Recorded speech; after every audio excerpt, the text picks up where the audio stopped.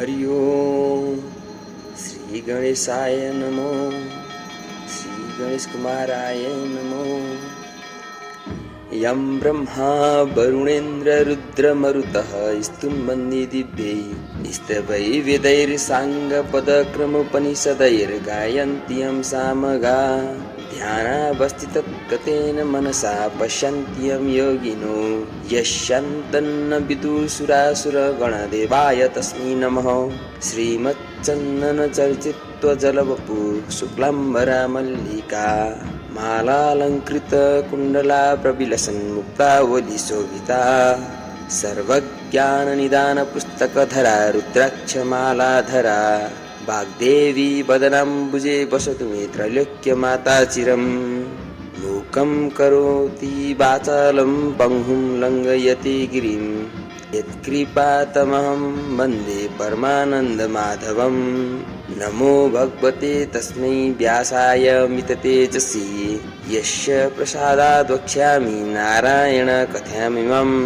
नारायणं नमस्कृत्य नरं चैव नरोत्तमं देवीं सरस्वतीं व्यासं ततो जयमुदीरये।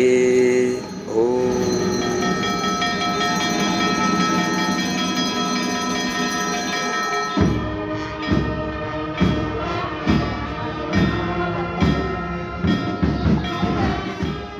अथ 29 सुलोचना उपाख्यान। तब अगस्त्य मुनिले विनयपूर्वक फेरि स्कन्द कुमारलाई सोध्नुभयो, हे स्कन्द कुमार, तपाईका मुखारबिन्दुबाट सृष्टिको सारा क्रम र विष्णुका छलले महादेवजीसित विवाह भएकी दक्ष प्रजापतिकी छोरी उमाको पवित्र चरित्र तथा दक्ष प्रजापतिकै यज्ञ कुण्डमा हामफाली प्राण त्यागेर पछि हिमालयकी पुत्री भई जन्म लिएकी पार्वतीले स्वर्गमा श्री स्वस्थानी भगवतीको व्रत पूजा गरेर फेरि शिवजीलाई नै पति पाएकी अनि पार्वतीकै आज्ञाले पाताल पुगेर अश्वत्थामा ऋषिले प्रचार गरेको श्री स्वस्थानी देवीको व्रत पूजाका प्रभावले ती दुखिनी नागिनीहरू आफ्नो मनोरथ पूरा भई असंख्य सम्पत्ति पाई रमाएको तथा पार्वतीकै आज्ञाले मर्त्यमण्डलमा आई सप्तर्षिहरूले ती अत्यन्त दुखिनी गोमा नामकी ब्राह्मणीलाई श्री स्वस्थानी देवीको व्रत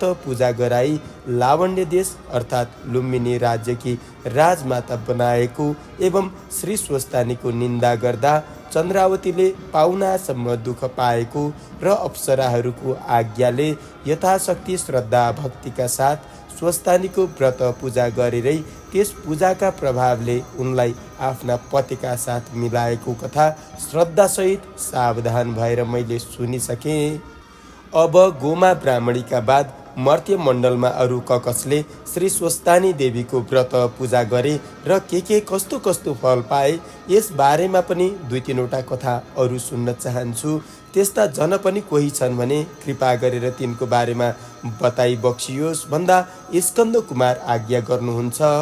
हे अगस्त्य मुनि, गोमाका बाद चित्रवन नामको विचित्रको नगरमा बस्ने धर्मपरायणा बाल विधवा सुलोचना नामकी नारीले ब्रह्माको गण्डस्थलबाट अर्थात् हिमालयबाट निस्की पहाडका गिरी गहरा कन्दराहरू हुँदै गङ्गासित मिल्न दक्षिणतिर हानिँदै बगेकी गण्डकी यानी शाली नदी तथा महिषासुरलाई उसको गर्दनमा समातेर लातका लात गोद्दा पृथ्वीमा भुवाङ परेर निस्केकी देवकी अर्थात् देवकी नदी अनि यज्ञ कुण्डमा फाल हाली उमाले प्राण त्यागेको सुन्दा दक्ष प्रजापतिका उप एकाएक उठेको महाक्रोधको झोकमा महादेवले आफ्नो त्रिशूल पृथ्वीमा ग्वाम गोप्ता पुवाल परी पृथ्वीभित्रबाट निस्केकी त्रिशूली नदी सबै आफआफ्नो बाटो हुँदै बग्दै आएर एकै ठाउँमा मिलेको त्रिवेणी अर्थात् 3 आँटे चुल्ठो जस्तो बनेको र पवित्रै पवित्र पानी मिलेर अति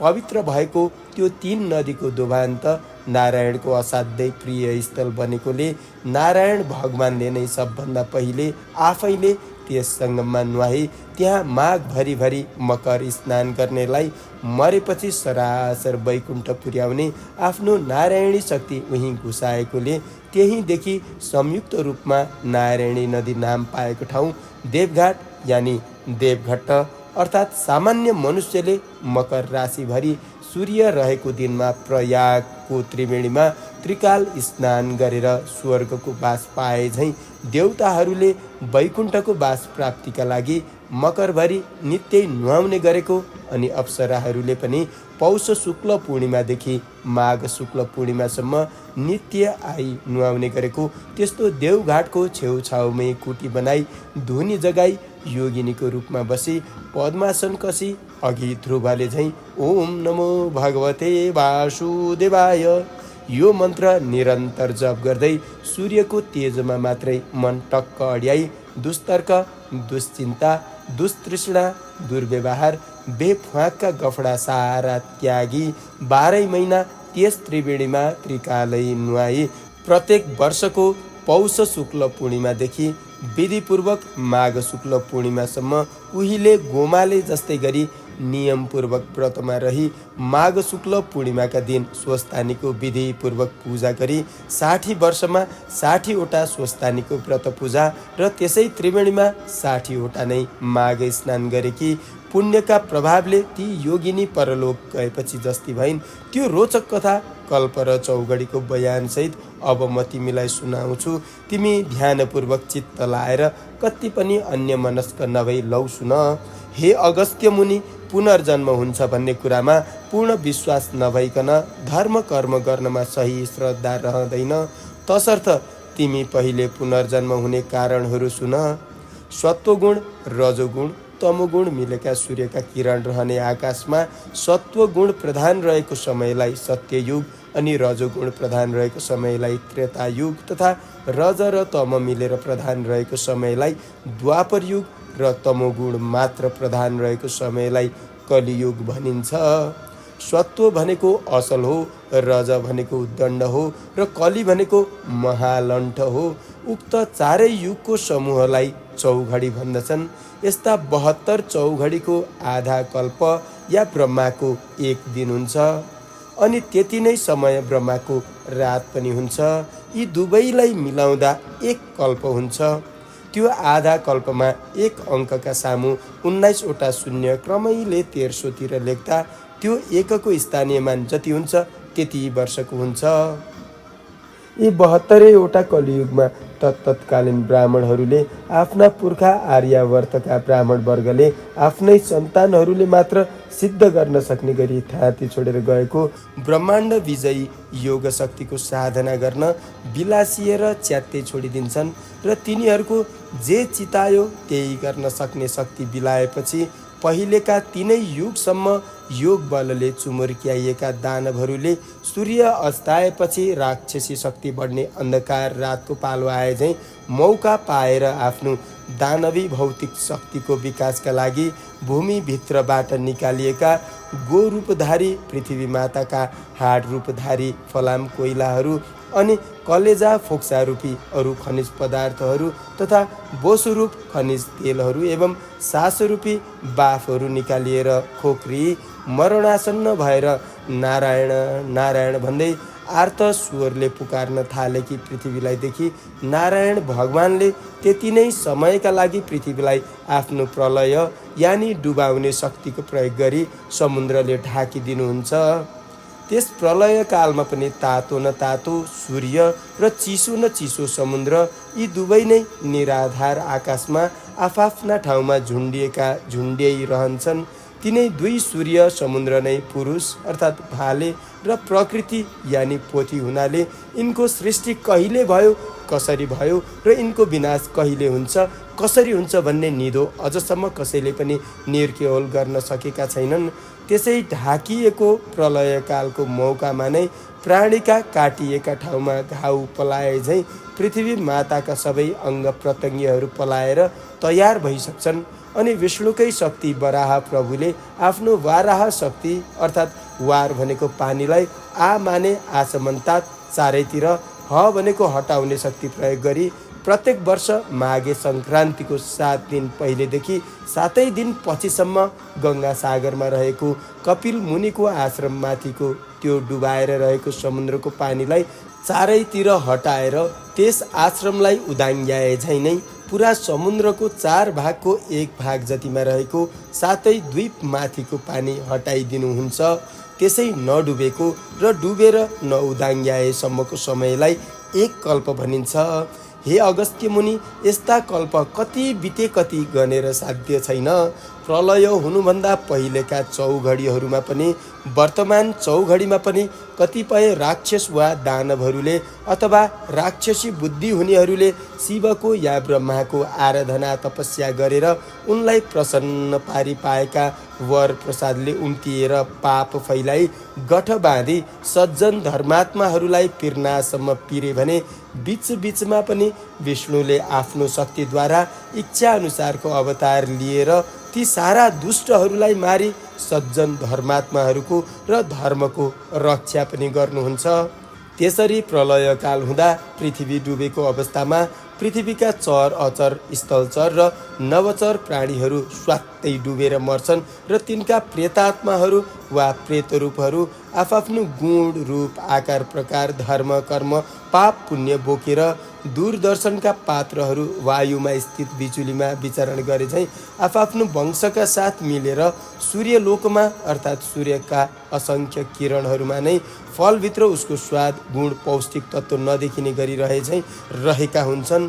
ती पार्थिव वस्तुको पानीबाट बनेको देखिने हिस्सा काठपात शरीर जीव चाहिँ पानीमै सड्छन्।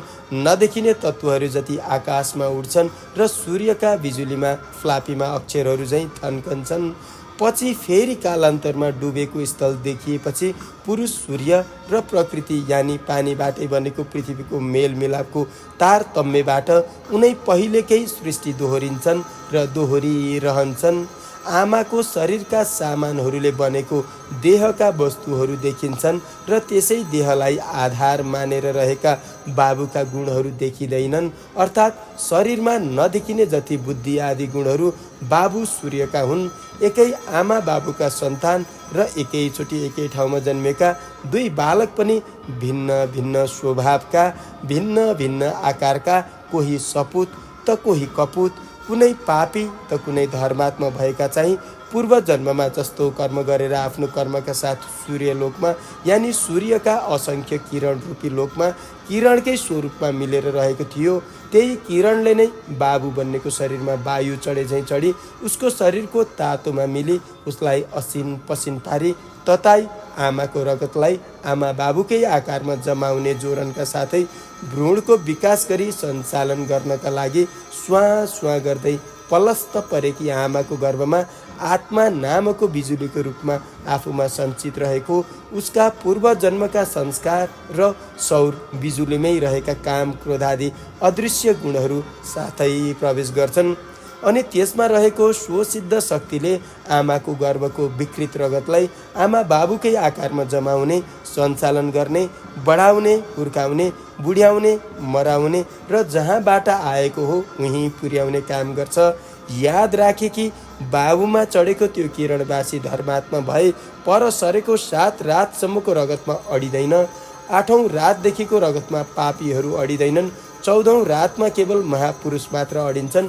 15औं 16औं रातमा चाहिँ पुण्यात्माहरू मात्र अडिन्छन्। 17औं देखि कोही पनि अडिन्नन्। पहिलो दोस्रो तेस्रो रातमा कोडीहरू मात्र अडिन्छन्। 4औं देखि 16औं रातसम्ममा पनि बिजोरमा छोरी र जोरमा छोरा मात्र अडिन्छन्। तिनमा पनि ग्रहण आदिमा श्राद्धको दिनमा एक छाकीको दिनमा मूल नक्षत्रमा मघान्तमा रेवतीमा अष्टमीमा चतुर्दशीमा जन्मदिनमा औँसी पूर्णिमा रहेको गर्भमा अलक्षिणा अडिन्छन्।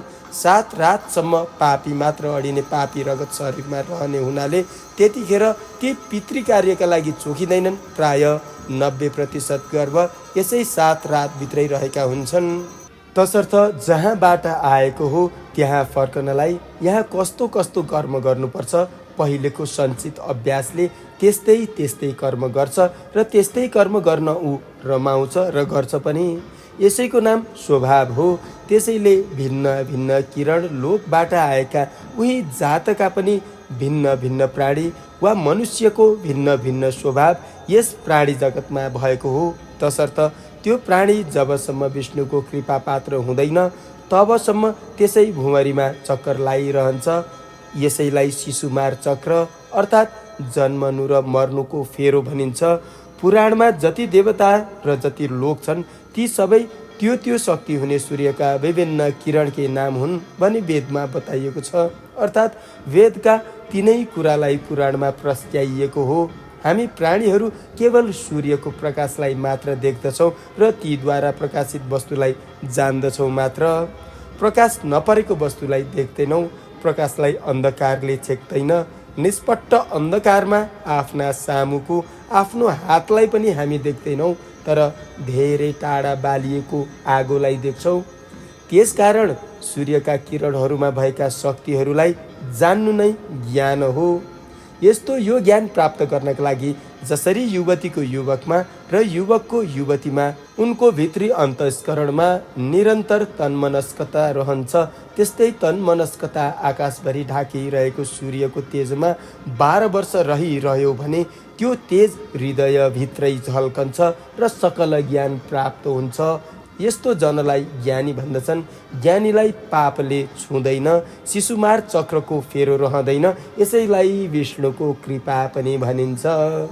हे अगस्त्य मुनि, उता पृथ्वी डुबेको बेलामा जलचर चाहिँ असङ्ख्य बढेर समुद्रमा अटाइ नअटाइ हुन्छन्। अघि अघि पृथ्वीले खोक्रिएको अवस्थामा विष्णुलाई आर्त पुकार गरे चाहिँ अब समुद्रले जलचरको भार थाम्न सकिन प्रभु भन्दै आर्त पुकार गर्न थाल्छन्। अनि विष्णुले आफ्नो वाराह शक्ति प्रयोग गरी पृथ्वी माथिको पानी हटाइदिएपछि त्यहाँ थुप्रिएका जलचरहरू त्यहीँ मरी सडी कुहेर त्यसमा बडे बडे किरा पर्छन्। त्यही सडानलाई नै क्षीर समुद्रसाई विष्णुको अर्थात् समुद्रको जलमा रहने शक्तिको कानेगुजी भनिन्छ। र त्यही देब्रे कानको यानि उत्तरी गोलार्धको कानेगुजीबाट उब्जेको बडे माको किरालाई मधु दानवर अनि दाहिने कानको अर्थात् दक्षिणी गोलार्धको कानेगुजीबाट उब्जेको यामानको किरालाई कैटभ दानव भन्दछन्।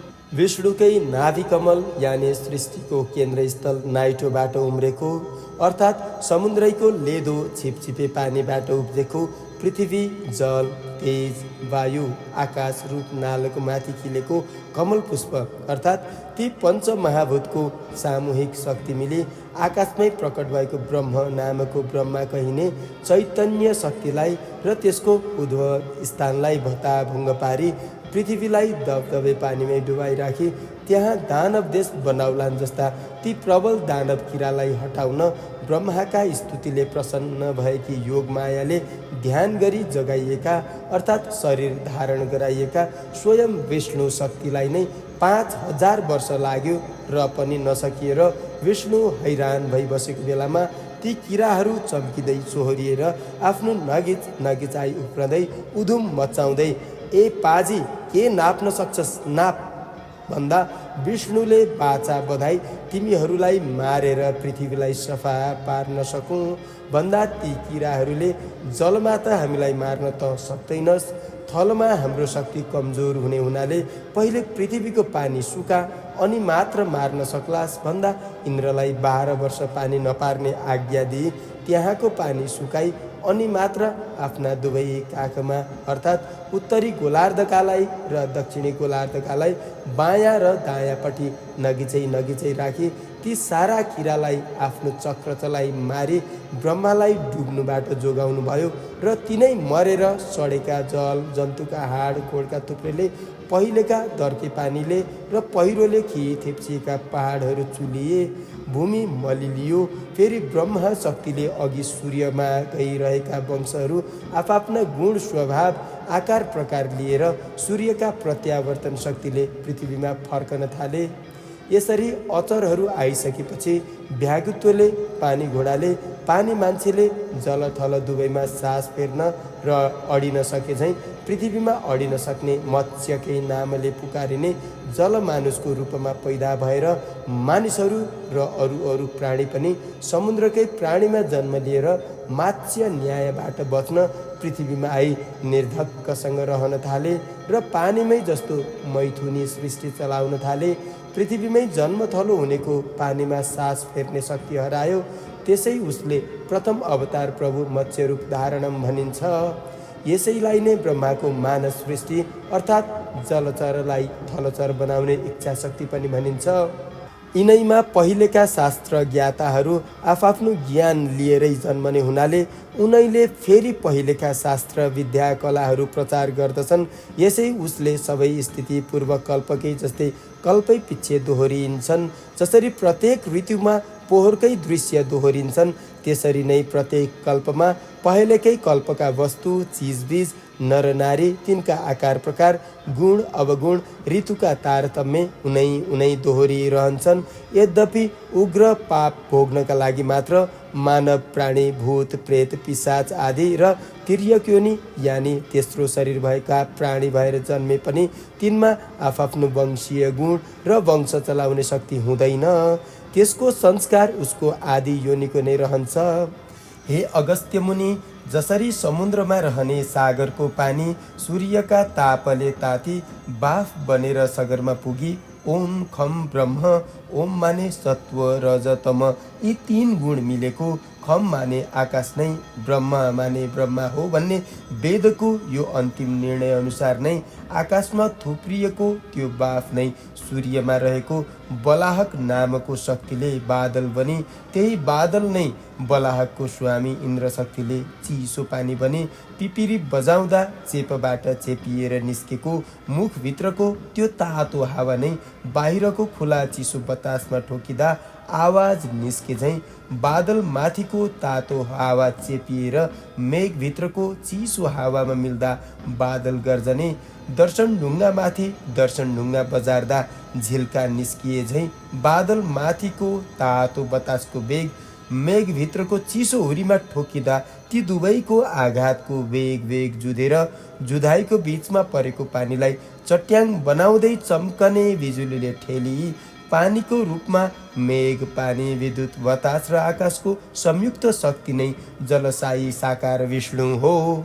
त्यस्ता विष्णुको चरणोदक अर्थात् मेघको पानी ब्रह्माको कमण्डलु यानि मेघमणिको आकाशबाट पृथ्वी वा पृथ्वीको टाउको रूप शिवको शिर मानिने हिमालयमा दर्की शिवको जटारूप मानसरोवरमा जम्मा भई भरिएपछि त्यहाँ नअटाई त्यो नअटाएको पानी भगीरथ प्रयत्नले अर्थात् त्यति अग्लो पहाडबाट खदारिँदै भिर पहरा ढुङ्गा मुढामा बजारिँदै पाखा भित्तामा ठोकिँदै छिया भई बल्ल तल्ल बडा मुस्किलले सम्ममा आइपुगी एकछिन पनि नबिसाई बिस्तार निरन्तर बग्दै गई फेरि सागरमै मिल्छ र फेरि ताती बाफ पनि सगरमा पुगी पानी रूपमा बर्सी उसै सागरमै आवागमन गरिरहन्छ।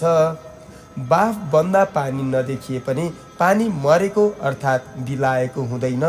जसरी अन्न फल फुलमा रहेको पोषक तत्त्व गुण स्वाद देखिँदैन तर खाएपछि अनुभवले हुन्छ भन्ने थाहा हुन्छ, त्यसरी नै पानीबाटै बनेको यो शरीर अनि सूर्यबाट मिलेको त्यसमा रहेको शक्ति नदेखिए पनि बिलाएको हुँदैन। त्यसरी नै यो सृष्टि स्थिति प्रलयको आवागमन पनि भइरहन्छ। पानीको यस्तो आवागमन देखेर पानीबाट बनेको यो शरीरको पनि आवागमन भइरहन्छ भन्ने कुरो यसै अनुमानले ठम्याउनु पर्छ। यही आवागमन भइरहने हुनाले यसका सञ्चालक भगवान विष्णुलाई चक्रपाणी अर्थात् हातमा चक्र लिएर सृष्टि स्थिति प्रलयको रूपमा घुमाइरहने भन्दछन्। यिनै सब कारणले आकाशको जललाई विष्णुको चरणोदक र सृष्टि स्थिति प्रलयको आदि कारण वर्षेको जल नै हुनाले विष्णुलाई जलसायी भन्दछन्।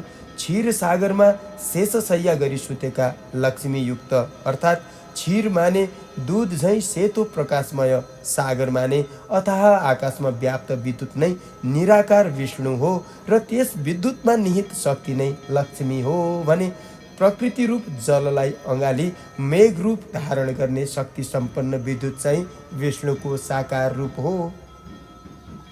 यद्यपि समुद्रमा बडवानल नामले व्याप्त रहेको विद्युत पनि सूर्यबाटै समुद्रले संग्रह गरेको हो तापनि आकाश रूप क्षीर सागरमा रहेको विद्युत निष्ठा तातो हुनाले ऊ पुरुष हो र जलरूप क्षीर सागरमा रहेको विद्युत चिसो तातो मिलेकाले प्रकृति हो।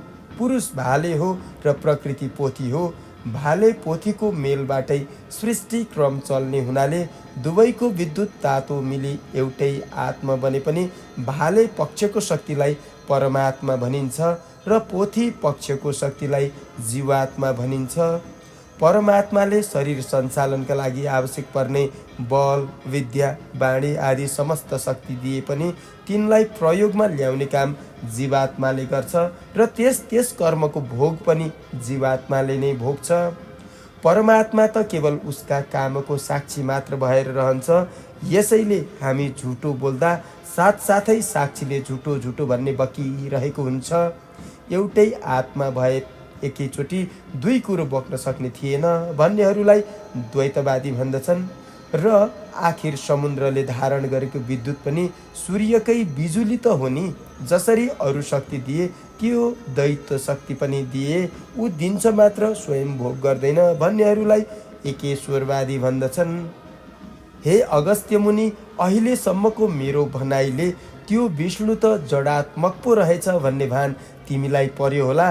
त्यस्तो भान हुनु स्वाभाविकै पनि हो, किन्तु जल थल तारा नक्षत्र ग्रह गण सहितको समस्त आकाशमा व्याप्त भएर रहेको त्यो विद्युत रूप विष्णु त सदा सच्चित्त आनन्दमय स्वरूपमा रहेको छ।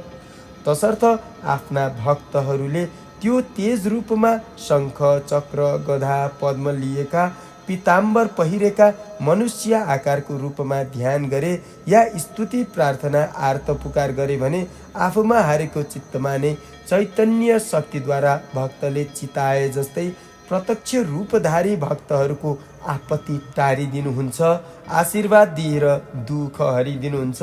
कुनै दुष्टले धर्मनाश गर्न तम्स्यो भने इच्छाअनुसारको रूपधारी त्यसलाई निभाइदिनुहुन्छ। धर्म र धर्मात्माहरूको नाश गर्ने दुष्टहरूको विशाल दल भए अवतार लिएर युद्ध रचे त्यसै युद्धमा सारा पापीहरूलाई भेला पारी तिनलाई स्वाहा पारिदिनुहुन्छ। आफ्नो सदा ध्यान गर्ने भक्तहरूलाई उनमाथि आइपरेका आपद विपदबाट रक्षा गरिदिनुहुन्छ। कहिलेकाहीँ लहड चल्यो भने साधारण रूपधारी धराई लक्ष्मी या गङ्गा या सरस्वतीका साथ रमण पनि गर्नुहुन्छ। उहाँका यस्ता लीलाहरूको बखान गरेर साध्य छैन। भगवानका यिनै सब लीला र मनुष्यहरूमा भिन्न भिन्न स्वभाव तथा गतिविधि एवं उनको विचारधारा हुनु नै पुनर्जन्मका अनुमानको कारण हो। यिनै सब कुरा नै हुन् पुनर्जन्म हुने कारणका प्रत्यक्ष विवरणहरू। हे अगस्त्य मुनि, तिमीले पुनर्जन्म हुने कारण सुनिसक्यौ, जान्यौ पनि। त्यसकारण अब सुन, यस मर्त्यमण्डलमा गोमाका बाद श्री स्वस्तानीको व्रत पूजा विधिपूर्वक गर्ने सुलोचनाको आख्यान। अहिले यतिखेर चलिरहेको कल्पलाई पद्मकल्प भन्दछन्। यस कल्पको यो 28औं चौघडीको अन्तिम युगको प्रथम चरण चालु छ। यसभन्दा 11औं चौघडी पहिले अर्थात् 18औं चौघडीको त्रेतायुगको अन्तिम चरणमा हिमालय प्रान्तको पहाडी प्रदेशको दक्षिणी भागमा रहेको नारायणी नदीको पूर्वपट्टि भएको चित्रवन नाम गरेको राज्यका शासक सुरसेन सिंह नामका राजा थिए। तिनको राजधानी नारायणगढ नामको नगर थियो। राजधानीमा भव्य बजार थियो। राज्यका अरू ठाउँ ठाउँमा पनि राम्रा राम्रा बजार सजिएका थिए। गाउँहरूमा किसानहरू र कालीगढहरू रहन्थे। किसानहरू खेती किसानी गर्थे भने कालीगढहरू राज्यका जनताहरूलाई चाहिने सरसामान बनाउँथे। राजधानीबाट केही पूर्व त्यतिखेर सुन्दरपुर नाम गरेको बजारको वरिपरि रहेका 8-10 गाउँमा जजमानी गर्ने पुरेत बाजे तुलसीराम आचार्य नाम गरेका गाउँले पण्डित थिए।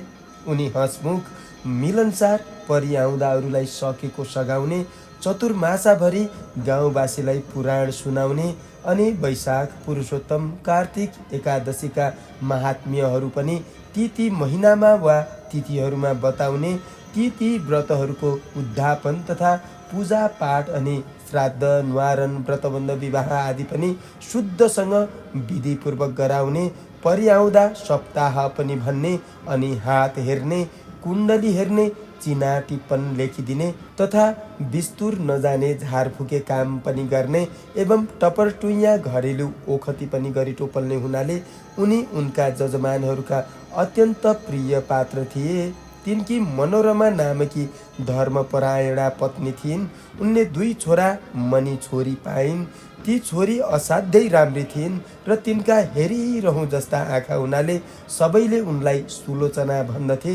ती सानैदेखि शीलवती थिइन्। उनी 12 वर्षकी भएपछि उनका बाबुले उनको विवाह कर्म नारायणीकै डिलमाथि नै बनेको भव्य मन्दिरमा रहेको सिद्धिविनायक नामका गणेशजीका पुजारीका लायक गुणी छोरा श्रुतधरका साथ गरिदिए।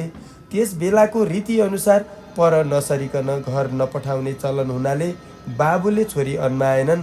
1 वर्षपछि माईका रोगले श्रुतधर एकाएक मरे। बिचराले दन्दनाउँदो 14 वर्षको उमेरमा विधवा हुनु पर्यो। घरकाले अलच्छिनाही भनी घरमा ढिम्क नै दिएनन्। भाउजूहरूले चाकर्नी बनाए। छर छिमेकीले पनि अनेक ताना मार्न थाले। सेतो सारी लाएर बालकै छोरीलाई बाहिर भित्र गरेको देख्दा बाबुआमा पिरिएर झिङ्टिँदै गए। यस्तो परिस्थिति देखेर अझ भविष्यमा आइपर्ने गतिविधि विचारेर यसरी अनेक भुवल सहेर नाना भाँतिका टोकसो सुनेर मर्नैका लागि दिनहरू बिताई काल पर्खनुभन्दा त किन म कल्याणकारी भगवान विष्णुको तपस्या गरेर भावी जन्म नसुधारौँ भन्ने मनमा सोची एक दिन मौका पारेर उनले आफ्नो मनको तर्क वितर्क आमालाई भनिन्।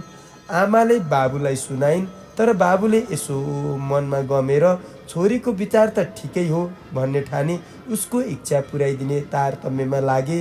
तब त्यो कुरा जजमानहरूलाई भनेर गण्डकी देवकी त्रिशूली नदी मिली त्रिवेणी भई नारायणी बनेको दोभानेर पहाडको भित्तामा बाढी नपुग्ने ठाउँमा पानीको सोता नजिकै पारी एउटा कुटी र एउटा लामो कटेरो बनाइदिए।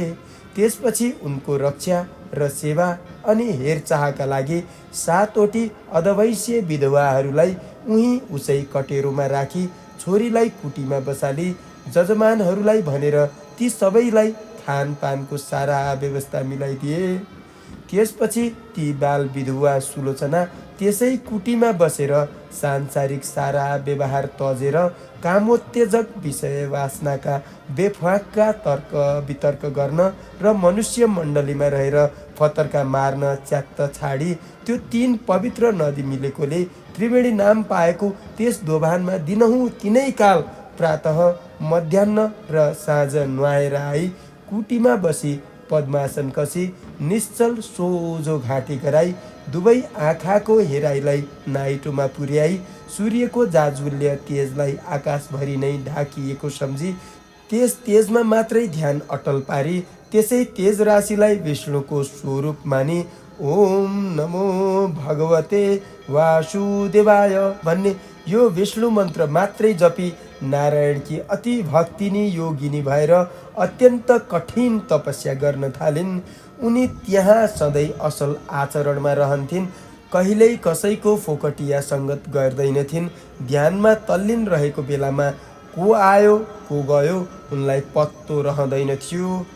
आफ्नै शरीरमा रहने सधैँ नरकतिरै जाने बाटामा मनलाई दौडाइरहने अनि काम क्रोध लोभ मोह मद मात्सर्यलाई उकासै गरिरहने दुष्ट इन्द्रियहरूको वशमा कहिल्यै पर्दिनथिन्। जो पवित्र खाना मिल्यो त्यही मात्र खाएर सन्तोष गर्थिन्। सधैँ एक छाक जो जुरेको फलफुल मात्र खाने र भक्तहरूले नियमित रूपले पालो बाँधेर ल्याइदिने गरेको गाईको दुध मात्र पिउँथिन्। सधैँ साँचो बोल्थिन्, थोरै बोल्थिन्, अत्यन्तै सुशीला थिइन्, सदा प्रसन्न रहन्थिन्। नारायणी शक्तिले मोहित भएर दर्शन गर्न आएका भक्तहरूले ल्याएर चढाएका वस्तुहरू पनि विशाल दिल भएकी उनी वरिपरि आसपासमा रहने दुखी दरिद्रीहरूलाई बाँडिदिन्थिन्। व्रतले देह सुकाएकी थिइन् तर ब्रह्मचर्यका प्रभावले तेजिली थिइन्। बिहान नुहाएर आएपछि पितृहरूलाई ब्राह्मणहरूलाई दिएर अनि आगामा होमेर दिनको 6औं भागमा फलफुल मात्र खाने गर्थिन्। कठिन भन्दा पनि अति कठिन सारा व्रतहरू विधिपूर्वक गर्थिन्। पुण्य कर्म गरेर नै सारा महिना सारा वर्षहरू बिताउँथिन्। प्रत्येक वर्ष पौष शुक्ल पूर्णिमाका दिनदेखि स्वस्थानिका व्रतको नियम पालन गरी नारायणी दोभानमा प्रातः स्नान गरी कुटीमा आई आफ्नो नित्य कर्म सकी फेरि मध्याह्नमा सङ्गममै स्नान गरी त्यसैको तिरमा बालुवाको 2टा ससाना डिस्को बनाई त्यसैमा शिव पार्वतीको पूजा गरी कुटीमा आएर नारायणको तेज रूपमा ध्यान मग्न हुने गर्थिन्। माघ शुक्ल पूर्णिमाका दिन स्वस्थानीको व्रतको उद्यापन पूजा अर्थात् सावधिक व्रतको अन्तमा गरिने पूजा र ब्राह्मण भोजन गराउँथिन्। अनि मकर राशिमा सूर्य रहन्जेल त्रिवेणीकै किनारमा रहेर त्रिकाल स्नान गरी उही नै नारायणको ध्यानमा तल्लीन रहन्थिन्। त्यस्ता प्रकारले ती सुशीला सुलोचनाले 60 वर्ष त्यस कुटीमा बसेर 60 वर्षमा स्वस्थानी देवीको 60 नैवटा व्रतपूर्वक पूजा गरिन् र 60 नैवटा मकर स्नान त्यस देवघाटको त्रिवेणीमा गरिन्। मकर राशिमा सूर्य सरेको दिन माघे सङ्क्रान्तिदेखि त्यसै माघ मसान्तसम्मको नित्य स्नानलाई हामी माघ स्नान या मकर स्नान भन्दछौँ। त्यसै कुटीमा त्यसै प्रकारले रहँदा रहँदै तिनी 75 वर्षकी भइन्।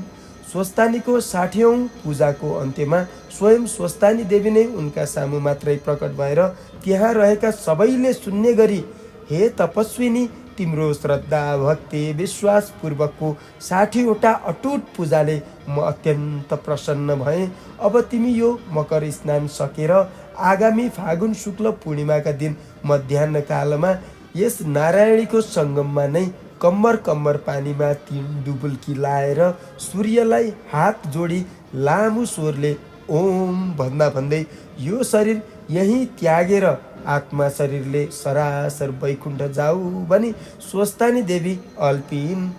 यो कुरो थाहा पाएर त्यस दिन त्यस सङ्गममा भक्तजनको कुडुलो लागेको थियो। ठिक भनेकै बेलामा देवीले भने जस्तै गरिरहेकी उनको तालु पड्कियो र उनको अदृश्य जीवात्मा उडेर सरासर वैकुण्ठ पुग्यो। पार्थिव शरीर पानीमै ढल्यो। भक्तजनहरूले उठाएर किनारामा ल्याए, सुताए र साराले फुल अर्पेर पूजा गरे।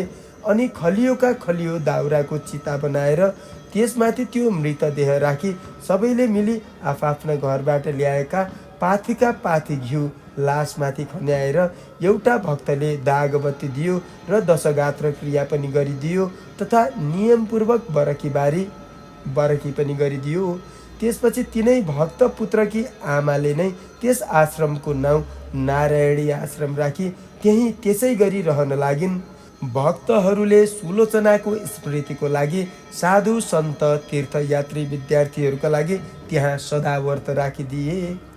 हे अगस्त्य मुनि, गङ्गा र सागरको सङ्गमस्थल गङ्गा सागरमा समुद्रमा डुबेर रहेको कपिल मुनिको आश्रममा मकर सङ्क्रान्तिको 7 दिन पहिलेदेखि 7 दिन पछिसम्म आश्रम माथिको समुद्रको जल पछि पछि हटेर आश्रम स्थललाई छोडिदिन्छ र कपिल मुनिको आश्रम पानीबाट बाहिर पोहोरको जस्तै देखिन्छ।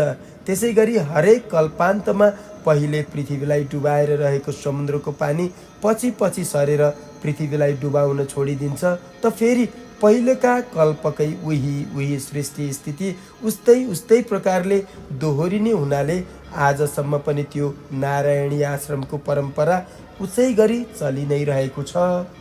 हे अगस्त्य मुनि, जब ती तपस्विनी सुलोचनाले देह त्याग गरिन् तब उनको जीवात्मा तत्काल वैकुण्ठ धाम पुग्यो त श्री स्वस्थानीको आशीर्वाद र विष्णुको प्रसन्नताले गर्दा पद्मा नाम गरेकी अप्सराको रूप धारण गर्यो र विष्णुले आफ्ना इच्छा शक्तिले तयार पारिएको सबै ऐश्वर्यले भरिभराउ भएको नयाँ स्वर्गपुरीमा सकल सुख भोग्दै 40वटा युग अर्थात् 10 चौघडीसम्म त्यहीँ रहिन्। त्यो स्वर्ग यसै शरीरका आँखाले देख्नका लागि जस्तै दूरदर्शक स्थानबाट विशेष कृत्रिम बिजुलीद्वारा अन्तरालको नदेखिने व्याप्त बिजुलीमा फ्याँकिएको अनि अदृश्य रूपमै त्यहाँको प्राकृतिक बिजुलीमा अदृश्य रूपले अनेक भएर फैलिएको दर्शक स्थानबाट फ्याँकिएको दृश्य जतासुकै देख्नलाई अर्कै यन्त्रको र विशेष बिजुलीको खाँचो पर्छ।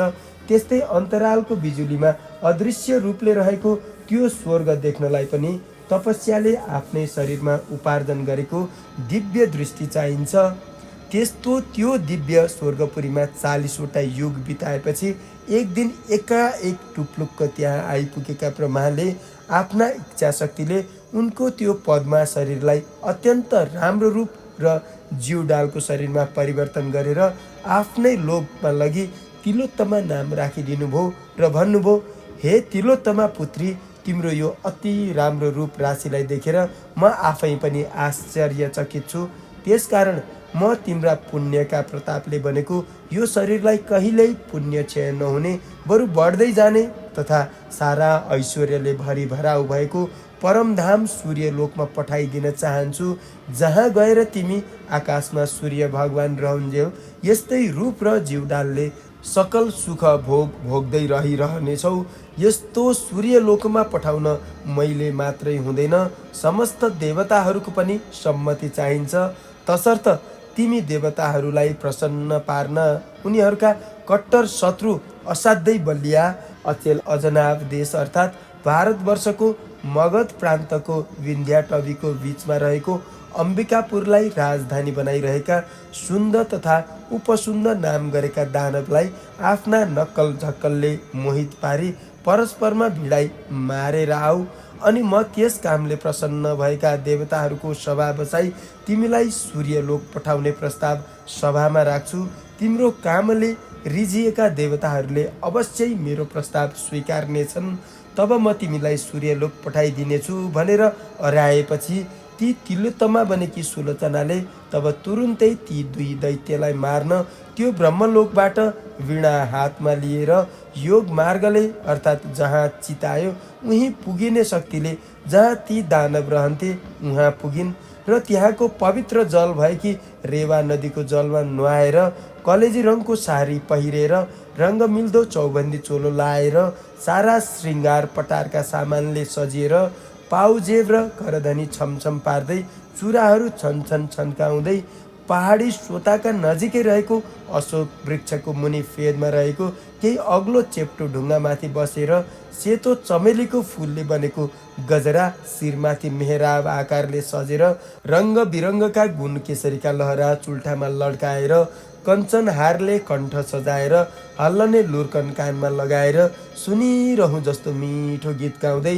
छवटै स्वरले वीणा बजाउँदै बसेकी हेरिरहँ जस्तो चन्द्रमाको चाँदनी जस्तै रूप भएकी नारीलाई ती सुन्द तथा उपसुन्दका सिपाहीहरूले देखेर छक्क पर्दै तुरुन्तै हाँफ झाँफ गर्दै सुन्द उपसुन्दका पास पुगेर हतारिँदै त्यस स्त्रीको बारम्बार वर्णन गर्दै भन्न लागे, हे महाराज, यहाँबाट नगिचै केही अगाडि नै साक्षात् कामदेवलाई नै पनि मोहित पार्ली जस्ती देवी हो कि दानवी हो कि यवनी हो कि यक्ष हो कि के हो, स्त्रीहरूमा रत्न समान कि मानौ रत्नै रत्नले बनेकी जस्ती स्वरै श्रृङ्गारले सजिएकी कोही युवती मधुर स्वरमा वीणा बजाउँदै बसेकी छ। रत्नका भोग गर्ने तपाईहरू चाँडै त्यहाँ गएर हेर्नुहोस् भन्ने यस्तो आफ्ना सिपाहीहरूको अत्यन्त सुन्दर वचन सुनेर तुरुन्तै नै अङ्गुरका सुराको चुस्की लिन छोडेर अनि हजारौं सुन्दरी सुन्दरी राम्री राम्री तरुनी बरुनी बाइफाले दानवी पट्ठीहरूसित पोखरीमा पानी छ्यापाछ्याप गर्दै छिहिल्लिन इत्रिन छोडेर त्यो नयाँ युवतीलाई मोहित पार्ने लुगा फाटा लाएर कोही उसका रक्षक भए उनलाई निभाउने सुर कसेर अनि यमराजको डन्डा जस्तै देख्दै डर लाग्दा सय सय धार्ने फलामले बनाइएका आफआफ्ना गदा लिएर बुर्कुसी मार्दै ती दुवै भाइ सुन्द तथा उपसुन्द उहिले महिषासुरलाई मार्ने चण्डीले जस्तै गरी सारा श्रृङ्गारले सजी सजाउ भएर ती दुवै दैत्यको कामाग्निलाई दन्काउन कम्मर कसेर बसेकी त्यो तिलोत्तमा भाटौँ पुगे र उनको अगाडि पुग्ने बित्तिकै उनको रूप राशिले लट्टिएका तथा सुराले उन्मत्त भएर पात्तिएका ती दुवै भाइले परस्परमा भन्न लागे, हे भाइ, यो सुन्दरी मेरी नै स्वास्नी हुन्छ। अनि अर्कोले भन्यो, हे दाई, यसलाई तपाईँ त्याग्नुहोस्, यो कर्के आँखावाली मेरी नै स्त्री हुन्छ भन्दै मेरी मेरी भनेर जङ्गिँदा जङ्गिँदै काल नगिचिएका मत्ता हात्ती जस्तै ती दुवै दाजुभाइ आफआफ्ना गदाले परस्परमा हानाहान गरेर ठटाउन लागे त ती दुवै भाइ मरेर त्यही भुइँमा लम्पसार परे। त्यसपछि ती तिलोत्तमा पनि देवताहरूको कार्य फत्ते पारेर दसै दिशालाई झललल झल्काउँदै आकाश मार्गले ब्रह्माको पुरमा आइन्।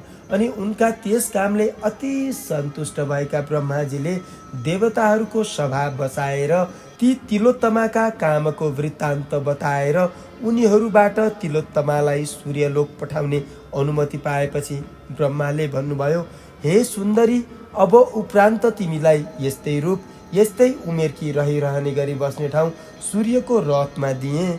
अब तिमी उहीँ जाऊ र आकाशमा सूर्य रहुन्जेलसम्म तिम्रा इच्छा अनुसारको अनेक सुखहरू भोग्दै उहीँ रहिरहु भनी पठाइदिए।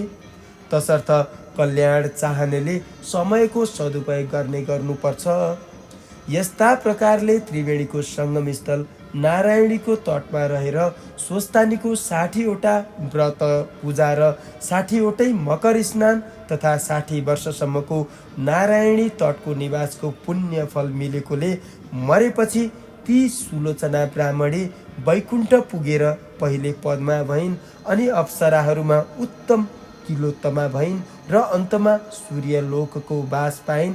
आज पनि उनी उहीँ छिन्। अरू पनि जसले सुलोचनाले जस्तै गरी त्यो व्रत नियम पालन गर्ला उसले पनि उस्तै पुण्यफल पाउनेछ। त्यसकारण हे अगस्त्य मुनि, आफ्नो कल्याण चाहने मनुष्यले जसरी तसरी जे गरेर भए पनि वैकुण्ठवास प्राप्तिका लागि श्रद्धा विश्वासपूर्वक नारायणीको सिरानमा रहेको देवघाटको त्रिवेणीमा माघभरि बसी मकर स्नान गर्ने गरून्। महिनैभरि त्रिवेणीमै बसेर मकर स्नान गर्न नसके पनि 3 दिन त त्रिकाल स्नान प्रत्येक वर्ष अवश्यै गर्ने गरून्। त्यसै गरी स्वर्ग लोकको मात्र अस्थायी वास चाहनेहरूले प्रयागको त्रिवेणीमा मकर स्नान गर्ने गरे पनि हुन्छ। इति श्री स्कन्द पुराणे केदारखण्डे माघ महात्म्ये कुमारगस्त्य संवादे श्री स्वस्तानी परमेश्वर्या व्रत कथायां सुलोचना सूर्यलोक गमनम नाम 29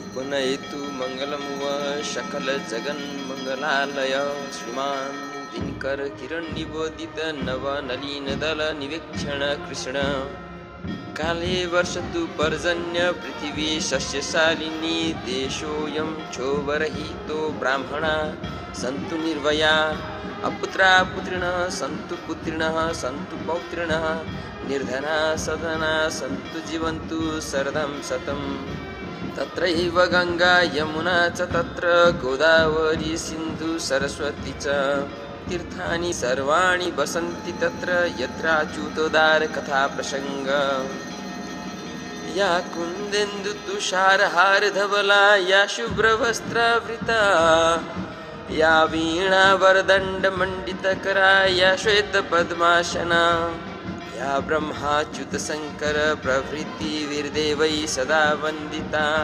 सा मां पातु सरस्वती भगवती निशेषजाड्यापहा कायेन वाचा मनीषेन्द्रियैर्वा बुद्ध्यात्मना वानुसृते स्वभावात् करोमि यद्यत् सकलं परस्मै नारायणे समर्पये तत्। हरि ओम्।